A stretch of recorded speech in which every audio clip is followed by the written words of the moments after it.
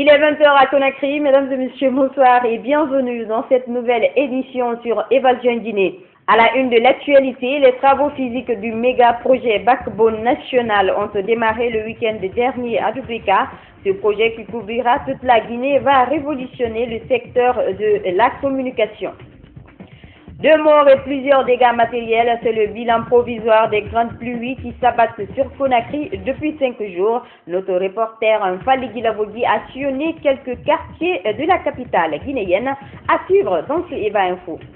Et puis, consternation au sein de la presse guinéenne. Chérif Diallo, journaliste reporter d'Espace TV du groupe Adafo Média, est porté disparu depuis le 23 juillet dernier. Une disparition qui inquiète à plus d'un titre. Tout d'abord, après l'examen d'entrée en 7e année la semaine dernière, le brevet d'études du premier cycle a été officiellement lancé ce lundi sur toute l'étendue du territoire national. Placé sous le signe tolérance zéro vers l'excellence, dans la commune de Ratoma, les candidats sont 11 569 candidats répartis dans 41 centres d'examen.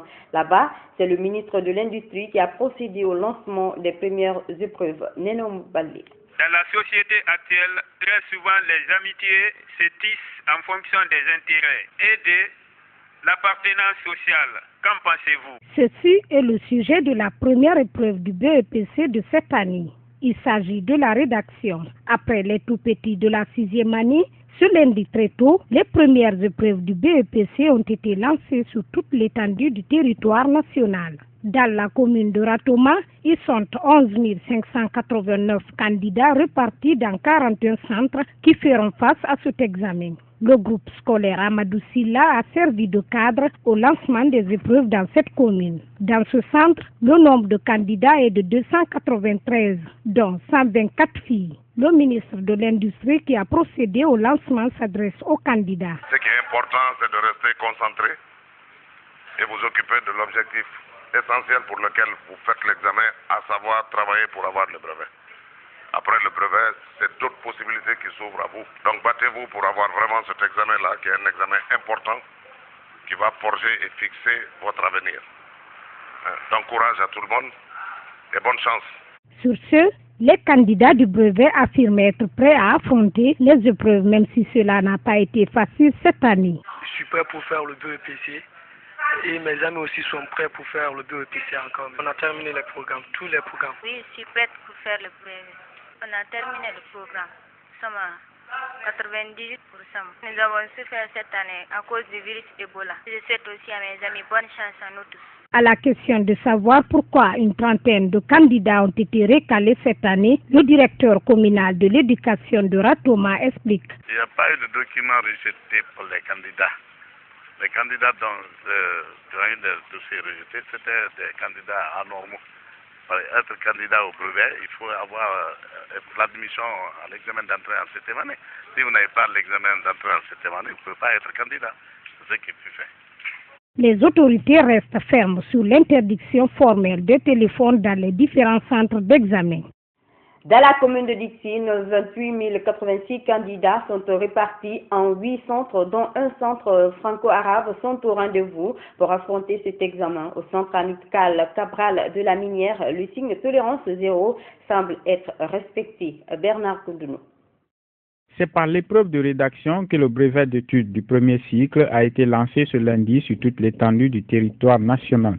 Au centre amical Cabral de la Minière, dans la commune de Dixine, candidats, surveillants et délégués ont répondu massivement à l'appel du département pour le début de cette deuxième étape des examens nationaux. Le lavage des mains est un exercice obligatoire pour tous les candidats avant d'accéder aux différentes salles d'examen. De 7 heures, dans mon centre amical Cabral, tous les surveillants avaient répondu. Malgré qu'il y avait une forte pluie, mais ils étaient déjà présents. Je les ai reçus dans la salle de secrétariat en contrôlant leur identité. Parce que cette année, on a dit que pour recevoir un surveillant dans un centre de surveillance, il faut une carte d'identité pour être identifié. Pas de téléphone, pas d'autre chose compromettant le candidat ou le surveillant. Après plus d'une heure d'évaluation, le son de la cloche a marqué la fin de la première épreuve. Interrogés, les candidats déclarent être optimistes. Ça a été très bien passé. On s'est pu débrouiller pour le faire, quoi. Ça nous a fatigué, mais un peu. Oui, on n'a jamais. Ça a été bien fait pour moi, pour moi. Parce que j'ai bien donné mes idées. Après quelques minutes de pause sous la pluie battante, c'est le lancement de l'épreuve d'histoire qui a marqué la fin des évaluations pour cette première journée du BEPC. Pour rappel, la commune de Dixine regroupe en son sein 2886 candidats répartis en 8 centres, dont un centre pour ceux du franco-arabe. Ils sont 100 000 candidats inscrits cette année au compte du BEPC. Ils ont composé ce lundi en épreuve de rédaction et d'histoire. Comment cette première journée d'examen s'est-elle passée pour les candidats et les surveillants? Élément de réponse dans ce reportage de Abdourahmane Ba. Sortie tout azimut des candidats après l'écoulement du temps imparti pour la deuxième matière, alertés par cette sonnerie. Nous sommes au lycée Kipé, l'un des centres retenus cette année pour abriter les épreuves du BEPC. La centaine de candidats inscrits dans ce centre viennent d'être évalués en rédaction et histoire. Parmi eux, beaucoup se plaignent de la deuxième épreuve qui s'est été très difficile.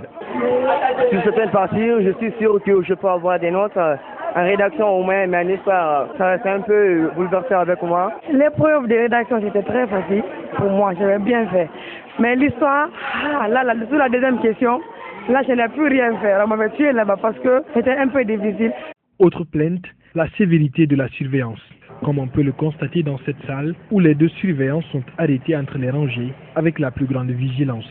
Malgré tout, les candidats sont optimistes quant à leur réussite à cet examen. Avec la grâce de Dieu, j'espère que ça peut aller. Je suis prêt quand même à 99,99%, je peux avoir le brevet et je suis prêt à affronter le brevet. Les surveillants saluent la sagesse des candidats. Ils pensent que ce comportement va les caractériser jusqu'à la dernière journée. Les candidats sont bien comportés, on n'a pas eu de problème. Pour la journée d'aujourd'hui, ça s'est bien passé quand même. Non, il n'y a pas eu de problème. Depuis que les enfants sont rentrés, ils étaient sages, ils sont bien comportés dans la salle. J'espère que ça continuera comme ça. Cette année, des nouvelles mesures prises par les autorités du tutelle concourent à la qualification du système éducatif guinéen. Parmi ces mesures, l'interdiction formelle des téléphones dans les centres d'examen, Akipé, le délégué, est ferme sur leur application. Nous avons reçu les notes circulaires par rapport à cela. Je sais bien que les instructions seront respectées à la lettre. Parce que quiconque passe à côté, il sera sanctionné. Et là où le surveillant est interdit de venir avec son portable, est-ce que l'élève lui-même viendra avec son téléphone? Je ne crois pas. Demain mardi, les candidats vont être évalués dans les épreuves de dictée-question et de physique. Politique à présent, les leaders politiques de l'opposition guinéenne veulent reprendre les manifestations de rue sur toute l'étendue du territoire national. L'annonce a été faite ce lundi au cours d'une plénière au sujet de l'UFDG. L'opposition a aussi condamné la déclaration de Hugo Chambas, représentant de la communauté internationale en Guinée. Déclaration dans laquelle il aurait signalé que le dialogue interguinéen a eu une issue favorable. Santifori Souma. Au terme de cette plénière tenue après l'échec du dialogue politique, l'opposition guinéenne ne décolère pas. Elle a condamné fermement les déclarations de l'émissaire onusien. Déclarations selon lesquelles le dialogue politique entamé au mois de juillet en Guinée a accouché d'un consensus autour du processus électoral. C'est l'échec également des séances informelles qui avaient été initiées par la communauté internationale pour débloquer la situation. Donc nous constatons tout simplement que ce dialogue, comme nous l'avions craint, n'était qu'une opération de communication destinée à présenter le gouvernement et sa mouvance politique comme des entités ouvertes à la concertation, alors qu'il n'en est absolument rien. L'opposition ne change pas de fusil d'épaule dans sa démarche. Elle a annoncé la reprise sans interruption de ces manifestations de rue sur toute l'étendue du territoire national sous peu. Notre engagement de nous inscrire désormais, comme nous l'avions dit auparavant, dans une logique de manifestation ininterrompue sur toute l'étendue du territoire national, selon un calendrier que nous allons vous communiquer dans les tout prochains jours.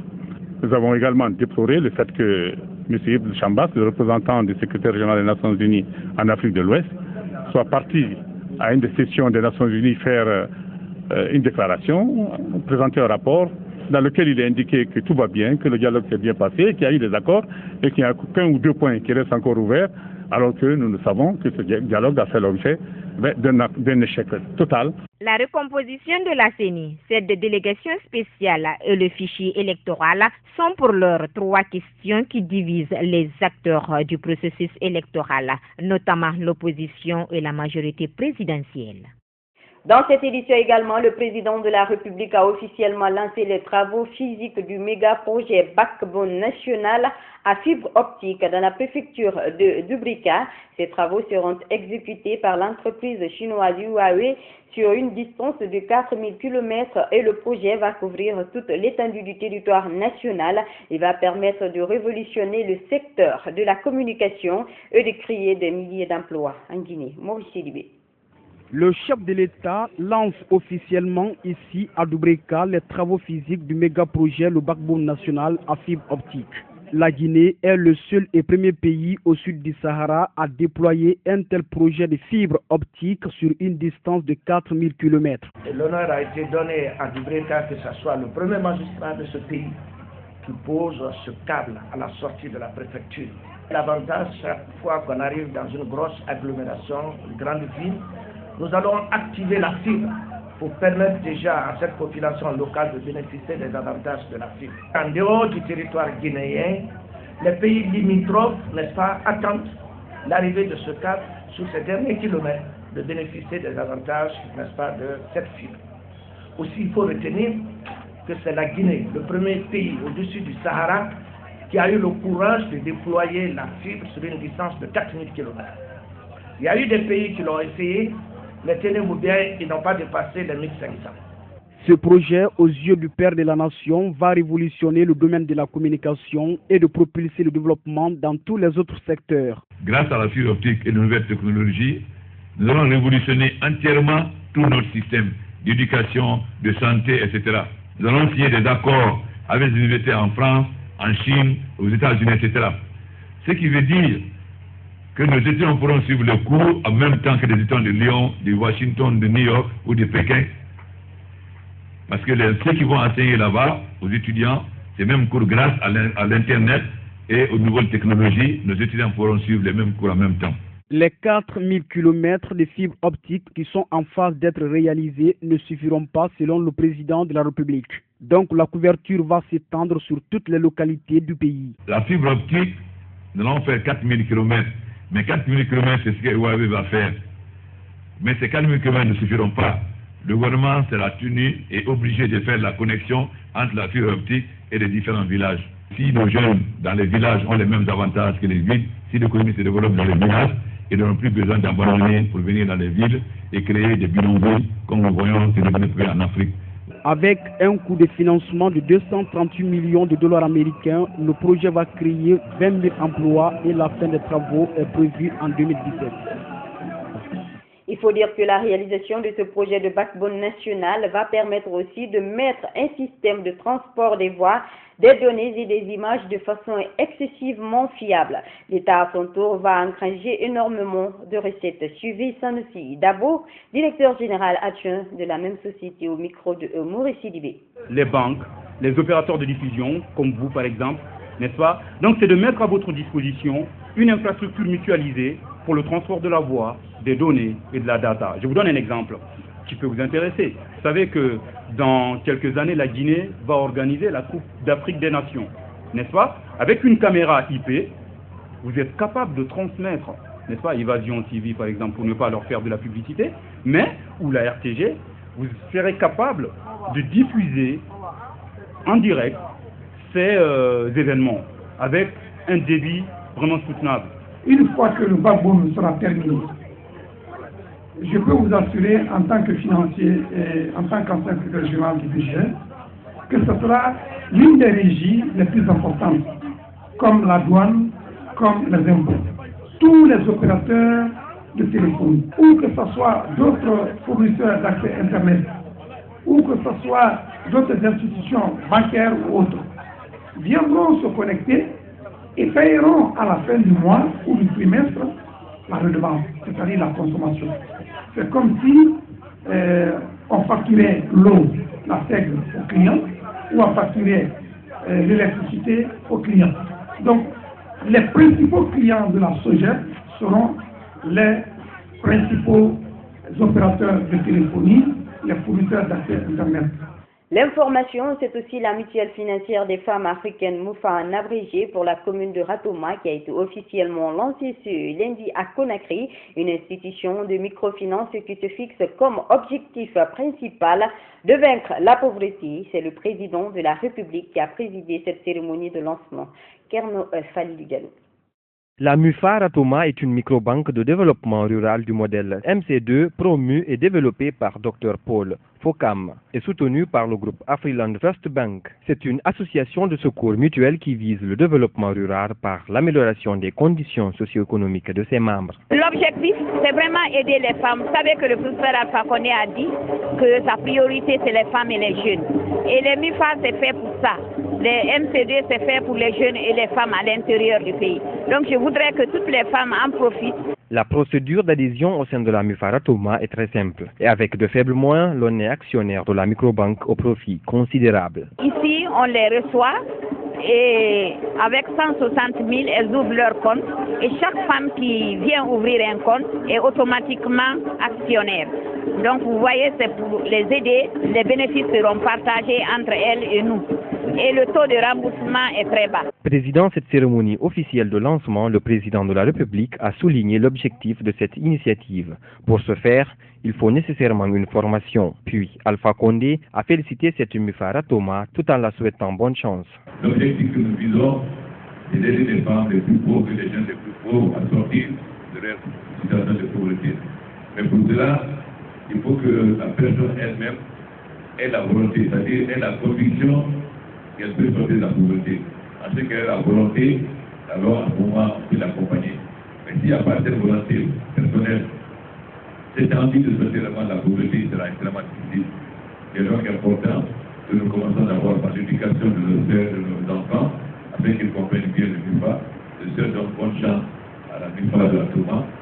Et nous espérons que bientôt, il y aura des MUFA dans l'ensemble des territoires guinéens. L'initiateur du modèle de microbanque venu assister à cette cérémonie après l'ouverture de la première MUFA en mars dernier, pour lui, c'est une réjouissance. Le comité de travail a travaillé d'arrache-pied, à tel point qu'au mois de mars dernier, la première dame et moi-même procédions à l'inauguration de la première unité de MUFA en République de Guinée. Je me réjouis d'être de nouveau là, à l'occasion de l'inauguration de la MUFA de Ratoma. Comprenez donc que c'est dans un élan euphorique, mêlé de satisfaction légitime, que je prends la parole pour saluer le dynamisme des femmes de la Guinée en général et surtout des femmes de Ratoma en particulier. Pour bien fonctionner, cette MUFA Ratoma a reçu de la part de son partenaire un chèque de 1 milliard de francs guinéens comme budget. Ce fut ensuite une série d'octrois de cadeaux des femmes de cette mutuelle aux invités. Enfin, une visite guidée du président de la République dans l'enceinte du local qui doit abriter la microbanque a clos cette cérémonie. Cérémonie de lancement officiel samedi de la CHAFGI entendait la Chambre des afficheurs de Guinée. Il revient désormais à cette organisation d'appliquer les lois qui régissent l'affichage publicitaire. La CHAFGI a au cours de cette cérémonie invité les régisseurs publicitaires à travailler en synergie avec elle. Ici à Gadiakité. En Guinée, on constate une certaine anarchie dans le secteur des affichages publicitaires. Pour y pallier, il existe désormais une organisation des professionnels de la publicité CHAFGI, Chambre des afficheurs de Guinée. Elle est une association constituée des professionnels de l'affichage. La CHAFGI aura pour mission d'assister l'OGP. Son objectif, aider l'Office guinéen de publicité à assainir, promouvoir le monde de l'affichage public et à faire respecter l'éthique et la déontologie du métier. La CHAFGI a pour ambition d'accompagner l'OGP dans sa noble mission d'organiser l'affichage public à Conakry et dans toutes les villes du pays. La CHAFGI a pour but de d'épauler l'OGP dans son rôle de régulateur de la profession et de faire respecter le code déontologique du métier d'afficheur. Malheureusement, bien malheureusement, nous constatons une anarchie dans notre profession. Nous, les professionnels de la communication, Avouons ne pas être fiers du visage actuel de l'affichage. L'amour du métier chevillé au corps, nous nous sommes réunis afin de sauver notre profession, et ce, avec l'aide des autorités du pays. Cette nouvelle structure a plusieurs ambitions. Pour y aboutir, son président tend la main aux entreprises de la place. La chose de la cérémonie, c'est de faire connaître la Chavguie, de faire savoir à tout le monde qu'il y a une chambre des afficheurs qui existe. Et aussi d'inviter toutes les régies publicitaires enregistrées au niveau de l'OGP, l'Office guinéen de la publicité, de venir adhérer à la Chavguie. Le président de la CAPSI, la Chambre des afficheurs de la Côte d'Ivoire, venu accompagner la Chavguie, a fait plusieurs recommandations telles que... Les recommandations que nous pouvons faire à la Chavguie sont: soyez juste vis-à-vis de vous-même et de vos confrères. Validez toutes vos décisions en assemblée générale. Faites-vous soutenir par les pouvoirs politiques, pas à cause de vos affinités politiques, mais par votre apport technique et matériel de professionnels. De son côté, l'Office guinéen de publicité, à travers son directeur général, promet d'évoluer avec la Chavguie pour redorer l'image du monde publicitaire guinéen. Nous prenons bonne note et nous tâcherons ensemble, la Chavguie bien évidemment, et l'autorité de régulation qui est l'OGP, de faire un travail d'équipe et faire en sorte que la Guinée aussi participe à l'échelle sous-régionale, africaine et internationale. La même démarche est approuvée par le ministre de la Communication, Aluseni Makanera Kake, qui promet de les accompagner. Je vous garantis que mon département fera tout pour vous accompagner. C'est vrai ce que vous êtes en train de faire. Vous participez non seulement à élever le niveau de vie des Guinéens, en donnant du travail aux jeunes, mais aussi en participant à la mobilisation des ressources. Créée en 2012, la Chambre des afficheurs de Guinée comprend 5 régies publicitaires, à savoir Apub Deco, Direct Dialogue, Figuira, Indigo et Stéliste. Je vous l'annonçais aussi en titre, l'énigme se complique d'heure en heure, l'angoisse également depuis le 23 juillet dernier. Silence radio de Chérif Diallo, journaliste d'Espace TV du groupe Adafo Média, à en croire les témoignages. Personne ne sait où se trouve ce jeune reporter. Le point avec Lansana Traoré. Cette disparition de ce journaliste reporter d'images du groupe Adafo Média inquiète plus d'un. En effet, depuis jeudi 23 juillet dernier, Chérif Diallo, après son reportage à la maison commune des journalistes, est introuvable. Interrogé là-dessus, le directeur de l'information d'Espace TV se dit confus sur cette affaire. Il a été vu pour la dernière fois jeudi. Il revenait de la maison de la presse. Donc il a rendu son reportage. Il a confié à ses amis qu'il rentrait à la maison pour rompre le jeûne, ce qu'il a effectivement fait. Mais il y a eu entre lui et d'autres amis une altercation au sujet d'un marché d'impression d'affiches publicitaires qui lui a été attribué par sa tante. Donc à l'issue de cette altercation, les amis sont repartis avec du matériel informatique. Chérif Diallo a repris sa moto, il est ressorti cette nuit et depuis il n'a pas donné signe de vie. Donc nous avons tout de suite cru que c'était une petite fugue. On ne s'est pas inquiété, mais 72 heures après, on a compris que ça devenait sérieux. Durant l'une de ses missions, il a été témoin d'un braquage de véhicules. Donc il a à 2 reprises d'ailleurs. Donc il est revenu de la mission, il a relaté les faits dans les grandes gueules et dans la matinale, le morning.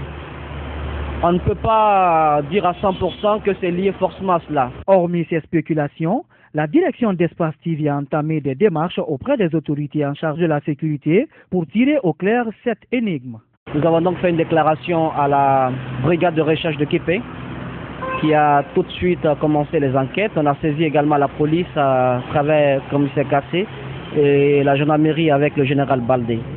Donc pour l'heure, il n'y a aucune nouvelle, aucune lueur d'espoir parce que nous n'avons aucune information. Du coup, on ne fait que spéculer sur les petits tuyaux qu'on nous donne par-ci par-là, quoi.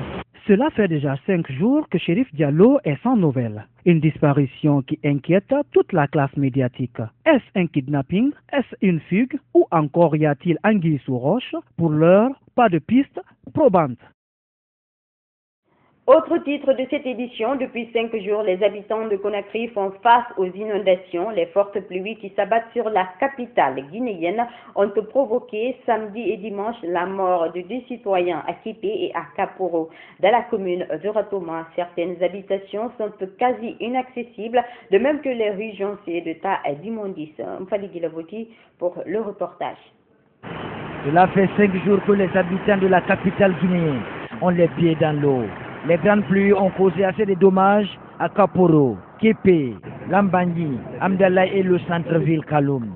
Des corps sans vie ont été découverts à Kipé et au débarcadère de Kaporo, dans la route banlieue de Conakry.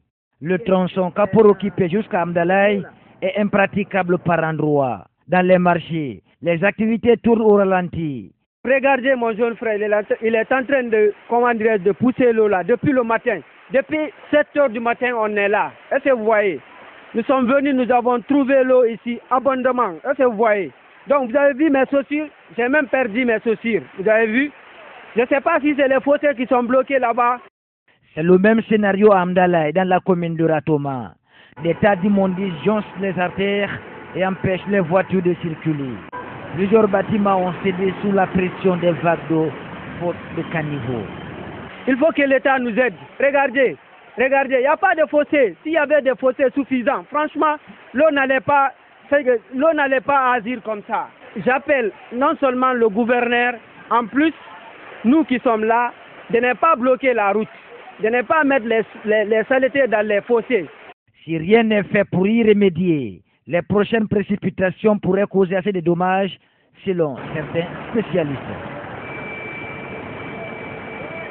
Direction l'intérieur du pays, une mission conjointe du ministère de l'Agriculture, des représentants de la Banque mondiale et de l'Espagne était les 24 et 25 juillet 2015 à Koba, Kindia, Mamou et au centre horticole de Dalaba.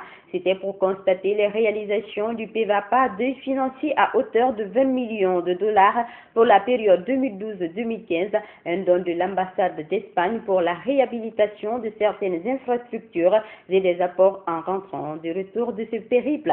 Agiratouba nous livre l'étape de Koba et Kindia dans ce reportage grand format.